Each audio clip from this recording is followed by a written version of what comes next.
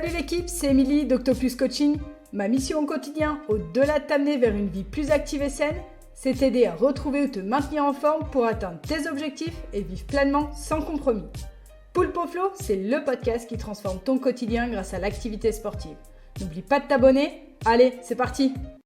Salut, aujourd'hui je vais te parler d'une sensation que nous avons tous déjà expérimentée à un moment donné, le stress. Selon une étude de l'association américaine psychologique, en 2021, environ 84% des adultes ont ressenti au moins une émotion liée au stress prolongé, comme la fatigue ou la sensation d'être dépassé. C'est pratiquement 4 personnes sur 5. Imagine-toi dans un métro plein, c'est presque tous les passagers autour de toi qui ressentent ce type d'émotion. Je trouve ça juste fou. Mais alors, qu'est-ce que le stress ? Le stress, c'est une réaction normale et saine de ton corps face à un défi ou une menace qui a pour objectif de mobiliser tes ressources physiques et mentales pour répondre rapidement et efficacement à un ou plusieurs stresseurs. Tant qu'il est appréhendé correctement et surtout qu'il ne se répète pas trop souvent sur de longues périodes, il n'y a pas de problème. Être stressé, c'est juste vivre. Mais comme pour plein de choses, c'est la dose qui fait le poison. Et lorsqu'il devient chronique, il peut avoir des conséquences négatives sur ta santé physique et mentale car il te consume. Laisse-moi te raconter l'histoire d'une personne que j'accompagne en coaching de vie. Pour ce podcast, on l'appellera Marc. Il est directeur d'une multinationale à Genève, il travaille 60 heures par semaine, gère des délais serrés et des attentes élevées. Son quotidien, c'est un cocktail d'injonctions et donc de stress. Il a commencé à ressentir de l'anxiété, des maux de tête fréquents et avait du mal à dormir.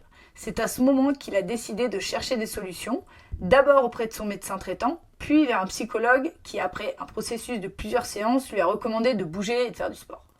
C'est à ce moment-là que nous nous sommes rencontrés et qu'on a commencé à travailler ensemble. Nous avons mis en place un programme qui comprenait une routine d'exercice régulière, une alimentation équilibrée qui a été établie par le diététicien avec lequel j'ai l'habitude de travailler, Michel Martineau. Nous avons intégré des techniques de gestion du stress dans sa routine quotidienne, comme la respiration profonde, la méditation et des étirements. Au bout de 5 mois, Marc a constaté une amélioration significative. Il était moins anxieux, arrivait à prendre du recul, dormait mieux et se sentait plus en contrôle de sa vie et professionnellement plus efficace. L'activité physique régulière lui a permis de canaliser son stress et de l'utiliser comme une source d'énergie pour relever les challenges ponctuels.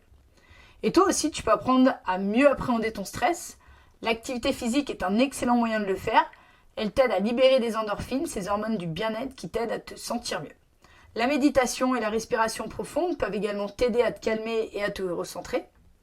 Les étirements lui ont permis aussi de ressentir et bien visualiser les points de tension et finalement d'apaiser des tensions musculaires qu'il avait régulièrement au dos.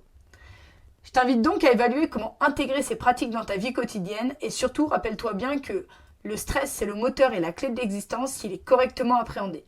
Ce n'est pas un ennemi mais un allié.